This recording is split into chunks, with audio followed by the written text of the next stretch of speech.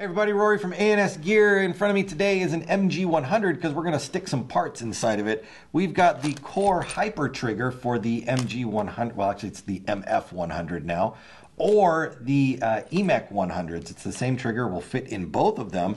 So we've got this new aluminum trigger with the bearings in it, make it nice and smooth. Plus we've got a spring kit right here, which comes with a bunch of different springs that are stiffer and softer, so you can kind of control how you want your trigger to feel. But first thing we got to do is get this thing open and get inside of it and remove the original trigger out. So let's start with that. We're going to pull the frame off of here real quick. So we'll get our 1/8 Allen out. We're going to remove the rear frame screw out of there, and then remove our front frame screw from here.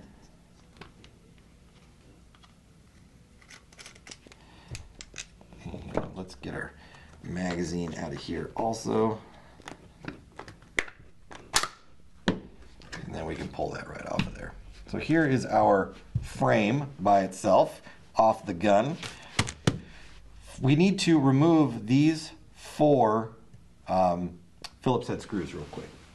And this will allow the plate, the trigger plate, to pop up off the top. So we've got 1. They're tiny screws, so when you do take them out, don't lose them, because they are important to being inside there. 2.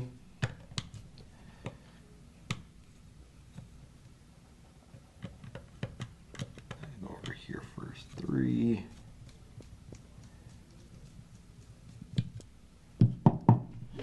And then this one, I've got to put a little more force into it.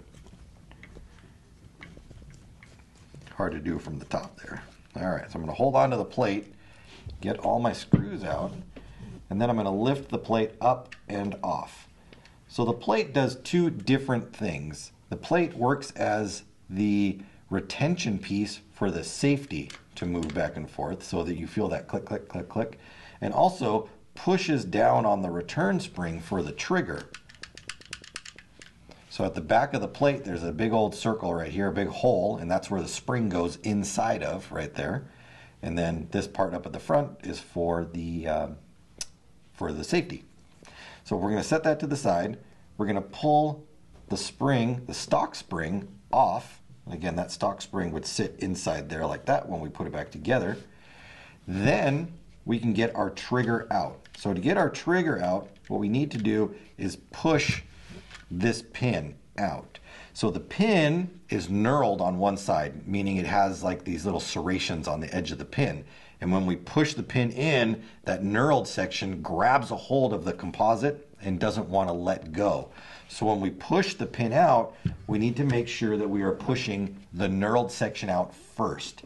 You do not want to drive that knurled section through the frame, otherwise it will loosen up and then it won't grab properly. So we're going to look at our pin right here, and if you look at both sides of it, you can tell one side is knurled and the other side is not. So we're always going to push from the unknurled side through so that the knurled comes out first. Typically, you can just use an Allen key or something like that and push it through and it should pop out. It's not that hard to get it out. Some of them can be a little stiff and you might need to get a punch or a little pin and hammer it out, but this one I was able to pull out right through there. When you pick up the core trigger, it will come with a new pin inside of it. The pin that was originally in the stock trigger will not work with the core trigger. There is a new pin that will work for that. So we've popped the pin out, and now we can, if I can get a hold of it, we can push our old trigger up and out. Move that to the side. Let's get our new trigger and pin right here. So new trigger is aluminum. It has a couple different set screws. You can see that there's a set screw right here to control the stop of the trigger. You don't see that on the original trigger right here. Plus we have a set screw at the top up here, which we can control the start position of the trigger, as well as we have that little raised section, which is going to hold on to our spring in order to mount the return spring properly inside.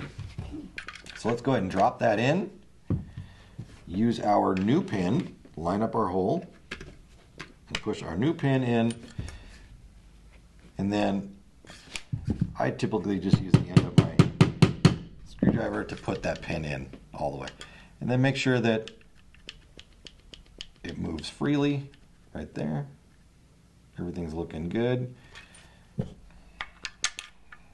Let's get, I didn't think or look to think if I could do this beforehand. I might have needed to put my safety back in before I pushed that through, and it looks like I did. So we have to do this, redo this real quick. Pull our pin out, pull our trigger up, put our safety back through, and then we can drop our trigger back in, and then put our pin in. The trigger being in there first doesn't allow the safety to slide through properly. So that's just something that now you know that we both know.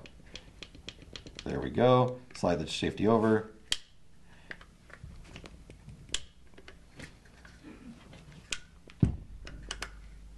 There we go. I just wasn't pushing hard enough on there to get that safety to come through. All right. So now we've got that in there. We can go in and look at our springs. So the original spring, you can kind of squeeze it and feel the stiffness on that spring. This one, you've got a bunch of different little springs here. You've got one, I'm going to put this over here because I'm going to put that back together later. One, looks like 5 different springs here. 2,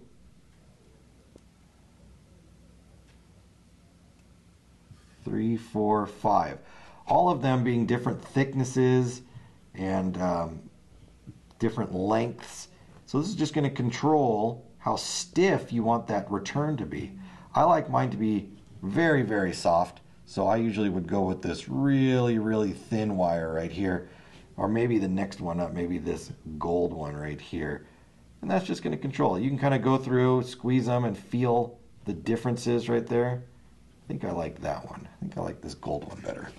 So we're going to take this gold one, make sure we can move our trigger. We're going to set that on the little post, which is this section of the trigger right there. And then we're going to take our plate, and we're going to make sure that the hole goes around the spring. And then we're going to push it right back down on there. And then you can kind of just hold the plate with your thumb, and you could pull the trigger, and you can kind of feel how stiff that is. If that's too soft for you, well then you could just pop the plate off real quick, put a different spring in there, and then go ahead and do it again. So you can kind of control just how you like the feel of it. And if you're going to do like that hair trigger upgrade in there or something like that, you want a real soft trigger pull, yeah, play around with it, see what you like. Now we're going to take our screws. We're going to put these back in. If I can get this to line up right. Sometimes having a screwdriver that is magnetized is a wonderful thing. Sometimes it is a nightmare. So you can never get that screw to be where you want. Alright, so there's those 2. Don't over tighten these when you put them in, because you are just putting the screw down into a composite. So you just want it to go in, feel it to where it gets snug, and then stop. Don't crank on it. Feel it just tighten up right there. Done. Don't force it. There's no need to just cram these ones down there. You'll strip them out, and then they won't do their job. Put that back on there. All right, so that's on. And then we would just take this, put it back together, put our frame screws back on, and that's it. Very easy to do, easy install. The core hyper trigger for the EMEK, or the what used to be the MG100 is now the MF100. plus the spring kit, the core upgrade spring kit, all sorts of different springiness of springs from really soft to really hard, gives you that perfect trigger feel just the way you want it. Pick your parts up at ansgear.com.